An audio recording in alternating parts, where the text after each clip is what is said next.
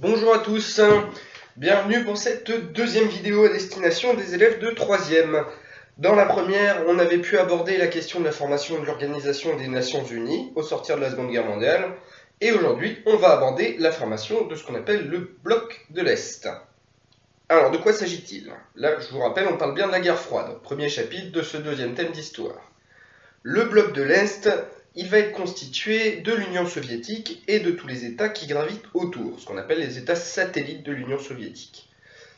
C'est donc ce terme de bloc, on l'utilise pour désigner ces deux grandes alliances qui vont s'opposer pendant la guerre froide. D'un côté, ce qu'on appelle le bloc de l'Est avec l'Union soviétique et ses alliés, de l'autre, le bloc de l'Ouest ou bloc occidental, constitué des États-Unis d'Amérique et de leurs alliés. Donc aujourd'hui, on s'intéresse d'abord au bloc de l'Est. Une deuxième vidéo vous parviendra rapidement sur le bloc de l'Ouest. Alors comment il se forme?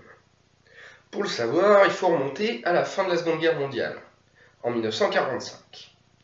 À ce moment-là, les armées de l'Union soviétique sont stationnées partout en Europe de l'Est et en Europe centrale. Je vous le rappelle, Adolf Hitler avait lancé l'opération Barbarossa en 1941 pour envahir l'Union soviétique, mais il s'était pris une fessée déculottée à Stalingrad et les armées nazies avaient été soit capturées, soit vaincues, soit avaient battu en retraite jusqu'en Allemagne. Et l'armée rouge est arrivée jusqu'à Berlin. C'était le début de la fin pour Adolf Hitler. Une fois la guerre finie, eh bien les armées soviétiques, elles sont toujours là. Elles sont toujours là dans toute l'Europe de l'Est et toute l'Europe centrale. Ça va permettre une chose à Staline, c'est de mettre ses pions en place. Alors comment il va s'y prendre pour essayer de dominer l'Europe? Il va pousser à la formation de ce qu'on appelle des démocraties populaires. Ces démocraties populaires, ce sont des régimes qui n'ont de démocratique que le nom. On peut les caractériser par plusieurs choses. Et en cela, elles sont extrêmement semblables à l'Union soviétique. On a d'abord un parti unique, c'est le Parti communiste.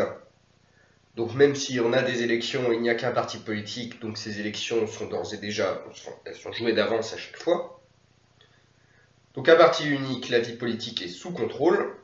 On a aussi un contrôle de l'économie à travers une planification d'État et des plans quinquennaux. Ce qu'on appelle des plans quinquennaux, ce sont des plans sur 5 ans où on fixe des objectifs économiques pour l'industrie, pour l'agriculture, etc., etc. Mais ça ne s'arrête pas là. Sur le plan économique, l'État contrôle absolument tout ce qui est de la production industrielle et agricole jusqu'à la consommation avec des magasins d'État. Donc ça, on y reviendra. Dernière chose, c'est un contrôle social. La plupart des libertés individuelles sont soit très diminuées, soit complètement abolies. Je pense ici à la liberté d'expression, liberté d'opinion, qui là n'existe pas, ou presque, en URSS et dans les États satellites. On a la liberté d'aller et de venir, la liberté de se déplacer, donc, qui est très, très, très restreinte, elle aussi. Impossible, ou presque, de rejoindre les pays du bloc de l'Ouest. Voilà, donc ça, ce sont les trois choses qui caractérisent l'Union soviétique et les démocraties populaires. Un parti unique, un contrôle de l'économie et un contrôle social. Alors, comment ça va prendre forme tout ça? Là, il faut se concentrer sur un personnage qu'on appelle Andrei Zhdanov. Alors, Zhdanov, c'est un membre du comité central du Parti communiste russe, donc de l'URSS en elle-même, et c'est un très proche de Staline. C'est quelqu'un qui a gravi les échelons assez facilement au sein du Parti communiste. Et Zhdanov, il va mettre en place différentes choses. La plus importante, c'est la formation de ce qu'on appelle le Cominform. Le Cominform, c'est une organisation qui fait la liaison entre tous les partis communistes d'Europe. Donc Parti communiste des démocraties populaires, mais pas que. Le Parti communiste français est aussi lié, par certains aspects, au Cominform. Alors ça, c'est le travail de Zhdanov. Ce qu'on appelle la doctrine Zhdanov. Le fait de unir un bloc idéologique autour du communisme le plus possible et de l'étendre le plus possible pour faire face à ce qu'il appelle les impérialistes, c'est-à-dire les États-Unis d'Amérique. Alors on a le Cominform et on a aussi le pacte de Varsovie. Alors, le pacte de Varsovie, c'est un traité d'alliance qui est signé en 1955 à Varsovie entre les différents chefs d'État des démocraties populaires et l'Union soviétique. C'est un traité d'alliance économique, politique, d'accord, mais surtout militaire. C'est surtout un traité militaire pour faire face justement à l'expansion aussi du bloc de l'Ouest. On va essayer de se concentrer ici sur différents lieux pour essayer de mettre un petit peu en forme tout ça. Qu'est-ce qui se passe en fait là-dedans, dans ces démocraties populaires et dans ce bloc de l'Est. Je prends deux exemples principaux. Ici, en premier, le GOUM, G-O-U-M. Alors, le GOUM, c'est un centre commercial qui est situé à Moscou. C'est un des lieux vraiment historiques, du patrimoine historique de la Russie. Le GOUM, il est très lié à l'histoire de l'Union soviétique. C'était le grand centre commercial de la Russie tsariste, donc avant la révolution de 1917.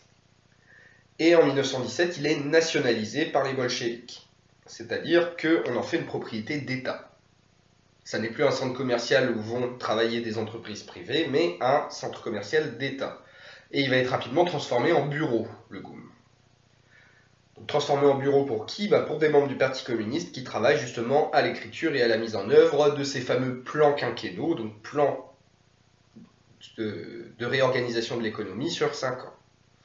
Et ça n'est qu'en 1953 qu'il va redevenir un centre commercial, et cette fois un centre commercial d'État, donc là encore pas d'entreprise privée, je vous rappelle on est sous un régime communiste, pas d'entreprise privée, des files d'attente énormes, des tickets de rationnement pour pouvoir se fournir en nourriture. Donc ticket de rationnement, c'est que vous avez le droit d'acheter telle quantité de pain, telle quantité de pâtes, etc., etc., etc. Donc ça va créer des files d'attente absolument énormes dans le GOUM. Ça, c'est un des lieux qu'on peut prendre en exemple ici de ce qui se passe en termes de planification économique, de contrôle de l'État sur la vie du pays. Autre exemple que je prendrais ici, c'est la Stura Maya.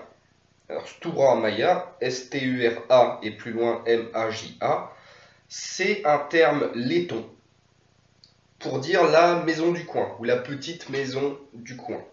Alors de quoi il s'agit la Stura Maya? Je vous encourage déjà à aller regarder à quoi ça ressemble sur Google. C'est une maison qui se situe en bâtiment, plutôt un immeuble qui se situe à Riga. Riga, c'est aujourd'hui la capitale de la Lettonie et à l'époque qu'on aborde ici, au début de la guerre froide, c'est la première ville de la République socialiste soviétique de Lettonie, c'est-à-dire une des républiques de l'Union soviétique. Et la Stura Maya, c'est le centre de commandement de ce qu'on appelle le KGB en Lettonie.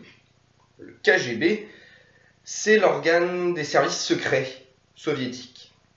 Alors, services intérieurs et extérieurs. C'est une police politique et un centre d'espionnage et de contre-espionnage. Et donc vous avez les agents du KGB en Lettonie qui sont stationnés dans cet immeuble de Stura Maya. Cet immeuble, on peut le visiter aujourd'hui. Et à ce moment-là, on peut mieux se rendre compte de ce qu'était justement le KGB. Alors qu'est-ce que faisait le KGB? Il s'occupait de la traque des opposants politiques, de la traque de ceux qu'on appelait les dissidents, ceux qui émettaient une voix contraire aux communications officielles du Parti communiste. Et beaucoup de ces dissidents, ils étaient arrêtés, torturés, interrogés pendant des heures, voire des jours, et souvent exécutés, ou alors déportés.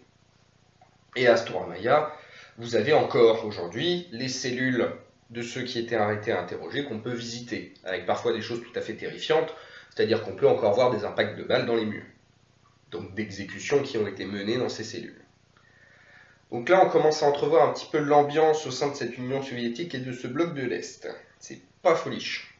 Des files d'attente monstrueuses au magasin, parce qu'on a des tickets de rationnement, parce que tout est contrôlé par l'État, pas de liberté d'expression, pas de liberté d'opinion, et une police politique, le KGB, qui va mener tout au long de la période arrestations, interrogatoires, missions d'espionnage, de contre-espionnage, etc. Le tout géré directement par le comité central du Parti communiste à Moscou. Voilà pour quelques explications en plus sur le bloc de l'Est. Je reviendrai dans la prochaine vidéo sur le bloc de l'Ouest et les relations entre les deux au début du mois. Et on aura une troisième vidéo sur la question des crises entre ces deux blocs. Je vous souhaite à tous une bien bonne journée et je vous dis à la prochaine.